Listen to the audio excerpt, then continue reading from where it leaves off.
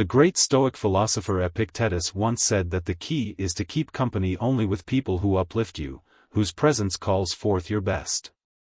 You've probably heard the saying, you're the average of the 5 people you spend the most time with. Today, we're going to explore that idea through a Stoic lens. We will discuss the 7 types of people who can derail your progress in Stoic philosophy and how to navigate these challenging relationships. Before we begin, I would appreciate it if you would like the video so that you can help me continue spreading the Stoic philosophy. If you are not subscribed, I recommend you subscribe and activate the bell so you don't miss any video. Type of people to avoid. Number 1, the complainer. We all have that friend, family member, or coworker who seems to find fault in everything. Whether it's the weather, their job, or even the food at a popular restaurant, they never miss an opportunity to express their dissatisfaction. You might wonder why this should concern you, thinking you can just ignore them. However, consistent exposure to such negativity has a draining effect on your mental well-being. It's akin to a leaky faucet, slowly depleting your reservoir of emotional energy. Stoicism teaches us to focus on actionable solutions instead of dwelling on problems. For example, imagine you're collaborating on a project with someone who is a perpetual complainer. Each meeting turns into an exhausting session of complaints without any constructive dialogue. The impact is that the team's morale declines, you're sidetracked from finding actionable solutions, and you'll likely find yourself increasingly disenchanted with the project and possibly even life in general. How does Stoicism help us deal with a complainer? There are several strategies you can employ. First, limit your exposure to this individual whenever you can. If that's not possible, perhaps because they're a family member or colleague, then your second option is to mentally distance yourself during their diatribes. Think of their complaints as a passing storm, loud and unsettling, but ultimately temporary and powerless against the unmovable mountain that is your own inner tranquility. Your third option is to steer the conversation toward solutions or change the subject to something more constructive. To quote Marcus Aurelius, you have power over your mind, not outside events. Realize this, and you will find strength. This timeless Stoic wisdom encourages us to guard our mental peace diligently, ensuring that the negativity from chronic complainers doesn't deviate us from our Stoic path of resilience and virtue. Type of people to avoid. Number 2, the drama magnet. Imagine you're navigating your life as if it were a ship sailing through calm waters, but then you encounter the whirlpool known as the drama magnet. This individual seems to have an unending series of crises, conflicts, or controversies. Like a whirlpool, they have an unsettling ability to suck you into their vortex of chaos. You might initially find yourself attracted to the drama magnet's energy, mistaking it for passion or excitement. However, you'll soon realize that being in their sphere is like navigating a ship through a storm, exhausting and dangerous. Dealing with drama magnets is tricky because their crises can often feel like your own. Their chaos is infectious, and you might even find yourself embroiled in conflicts that you had no initial part in. Let's take a practical example. You have a friend who has frequent fallouts with others in your social circle. Today, they're not talking to Sarah, tomorrow, it's Tom. Your friend comes to you for advice, but you notice that this cycle never ends, and suddenly you find yourself also at odds with Sarah or Tom because you tried to intervene. In this case, you could employ a strategy called reflective listening. Instead of offering advice or taking sides, mirror their words back to them. For example, if they say, "I can't believe Sarah said that about me," you could respond with, "So you're feeling betrayed by Sarah's words." This technique allows you to provide emotional support without getting entangled in the drama yourself. Another approach, and one that might sound counterintuitive, is to become selectively unavailable. Stoicism reminds us to value our time highly, and sometimes that means being unavailable for other people's crises, especially if they're recurring without resolution. Turn off your phone during certain hours, create focus periods where you concentrate solely on your work or personal development, and let it be known that during these times you're not to be disturbed. To paraphrase Seneca, true happiness is to enjoy the present without anxious dependence upon the future. This can be particularly helpful when dealing with drama magnets. Instead of anxiously wondering what crisis will happen next, concentrate on the present moment where you have control. Enjoy your life and don't let it be disrupted by someone else's drama. Make it a point to sail your ship calmly, steering clear of whirlpools that threaten your voyage towards personal growth and tranquility. Type of people to avoid. Number 3, the naysayer. Picture this: you're an artist painting a canvas. Each brush stroke adds color, depth, and life to your vision. Enter the naysayer. They walk into your studio, glance at your work, and immediately begin to critique it. Are you sure about that color? That doesn't look realistic. You know most artists never make it, right? Their words, like strokes of gray paint, start to dull your vibrant canvas. This isn't your standard constructive criticism, which can be valuable. Instead, it's a persistent aura of doubt and negativity. For example, let's say you're excited about pursuing a new career path. You've done your research, spoken to professionals in the field, and maybe even taken a few preliminary courses. When you share your enthusiasm with the naysayer, they quickly list all the reasons it won't work out. The market is too competitive. Do you have the right skills? What if you fail? Soon enough, their doubts start to feel like your own, and the self-assured vision you had starts to wobble. How do you deal with a naysayer, especially when they might be someone close to you? One unconventional but effective method is to ask them for advice rather than just sharing your plans or aspirations. When people are put in an advisory role, they're less likely to attack your ideas outright and may offer more constructive feedback. Another method involves flipping the script through a technique called positive confrontation. Instead of absorbing their negativity, challenge them to think of solutions. If they say, "You'll never be able to switch careers at this stage," counter with, "Interesting perspective. How do you think someone could successfully make a career change then?" This not only deflects the negativity but also encourages a more constructive form of conversation. Remember the words of the Stoic philosopher Epictetus: "We have 2 ears and 1 mouth so that we can listen twice as much as we speak." Listening doesn't mean absorbing everyone's negativity. It means discerning valuable input from mere noise. When the naysayers start to cloud your canvas with their shades of doubt, take a step back, listen, reflect, and continue painting your own life with the colors that speak to you. Don't let anyone turn your vibrant masterpiece into a dull gray landscape. Type of people to avoid. Number 4, the victim. Imagine life as a game of chess. Each player has the same pieces and the same goal: to checkmate the opponent's king. You think strategically, make some sacrifices, and take some risks. The victim, however, blames the board, the pieces, or even their opponent for every poor move they make. In their eyes, they're perpetually in checkmate, not because of their choices, but because of some external force working against them. Their narrative is a never-ending tale of woe, with themselves cast as the helpless protagonist. "I can't get ahead in my job because my boss dislikes me," or "I can't get fit because I have bad genetics." It's crucial to note that some people face genuine hardships and systemic issues. However, the victim we're discussing uses their predicament as a permanent excuse, refusing to take any responsibility for their actions or lack thereof. You might find yourself entangled in their storyline, perhaps as the supporting character who constantly needs to rescue them.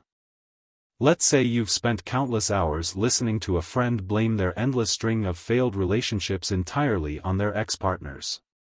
Not only does this suck up your time, but it can also subtly encourage you to adopt a similar victim mindset in your own life. What's your move when dealing with a victim? It might be tempting to become their savior, offering endless advice and emotional support. But the Stoics would caution against this. They'd recommend drawing a firm boundary to protect your own mental state. You could employ a technique known as compassionate detachment, show empathy and kindness, but don't try to rescue them from situations they need to navigate themselves. Offer a listening ear but refrain from becoming their perpetual problem solver. Marcus Aurelius once said, "The best revenge is to be unlike him who performed the injustice." If you find yourself sucked into the victim's narrative, resist the urge to become one yourself.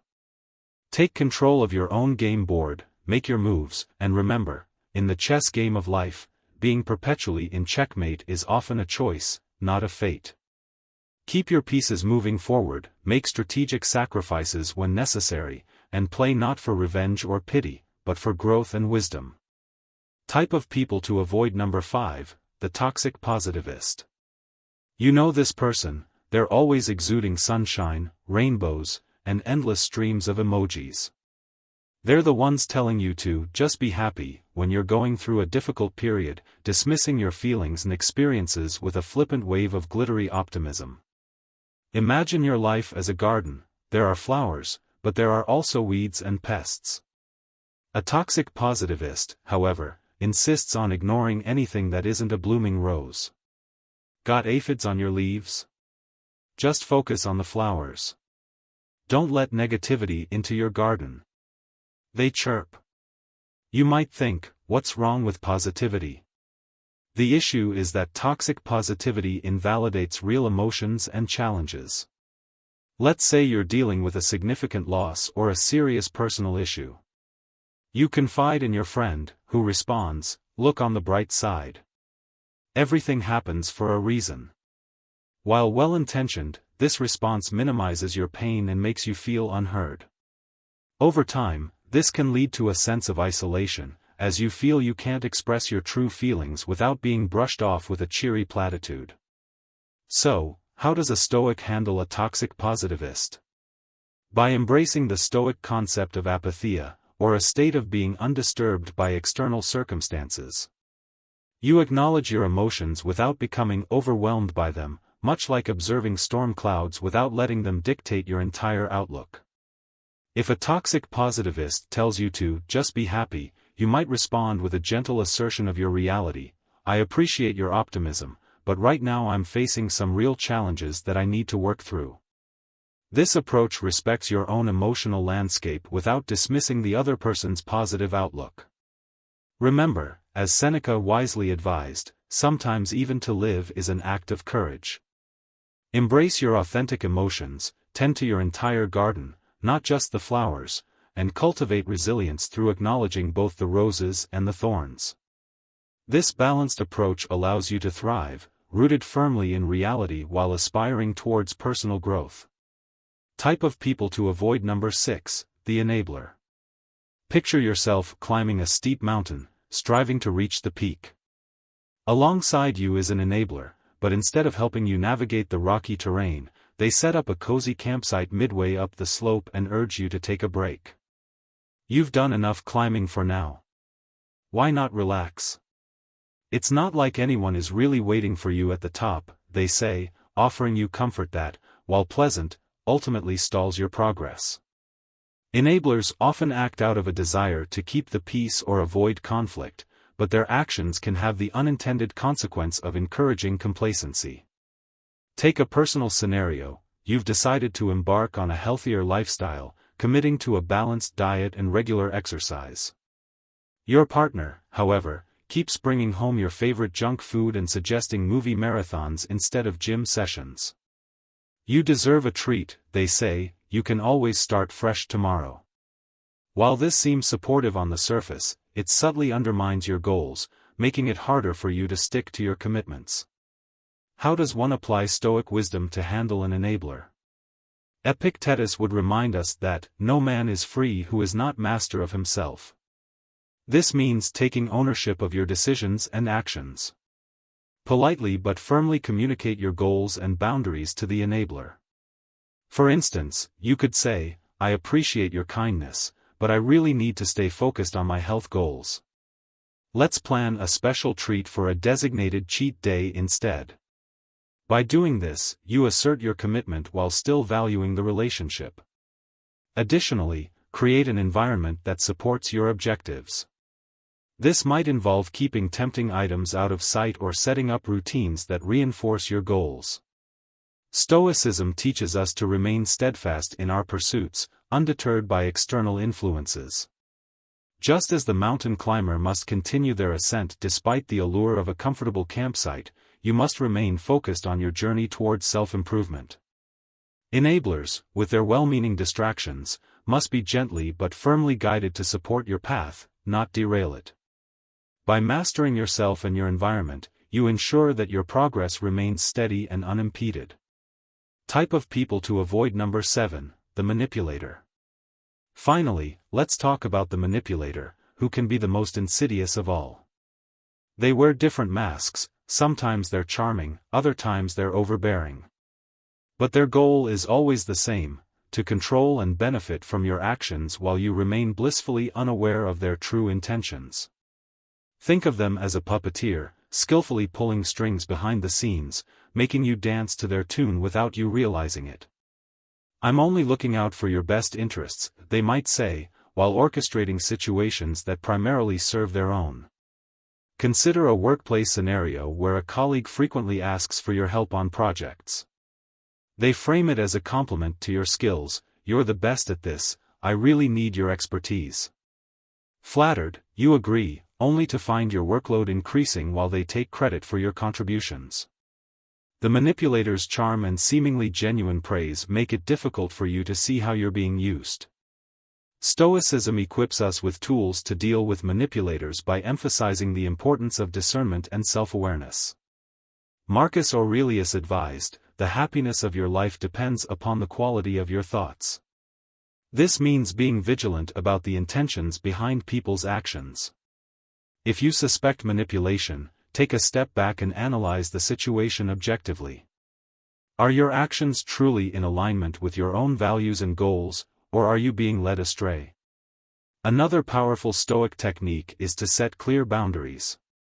Politely but firmly decline requests that don't serve your purpose. For instance, you could say, "I'm happy to help, but I have my own deadlines to meet. Perhaps we can find another solution." This assertion of your priorities signals that you are not easily swayed or controlled. Additionally, seek advice from trusted friends or mentors who can offer an outside perspective, helping you see through the manipulator's tactics. The Stoic philosophy teaches us to be masters of our own fate, not puppets on someone else's strings. By cultivating self-awareness and setting firm boundaries, you ensure that your actions remain true to your values and goals, free from the subtle machinations of manipulators. As we wrap up today's discussion, let's remember the core Stoic principle: you become what you give your attention to. Whether it's complainers, drama magnets, naysayers, victims, toxic positivists, enablers, or manipulators, the people we surround ourselves with significantly influence our journey. By recognizing and navigating these relationships with wisdom and discernment, we stay true to our path of Stoic resilience and personal growth. If you liked the video, don't forget to click the like button, subscribe, and turn on the bell so you don't miss any future videos. Your support helps us spread Stoic wisdom far and wide. Stay wise, stay resilient, and remember, the power to live a virtuous life is within you.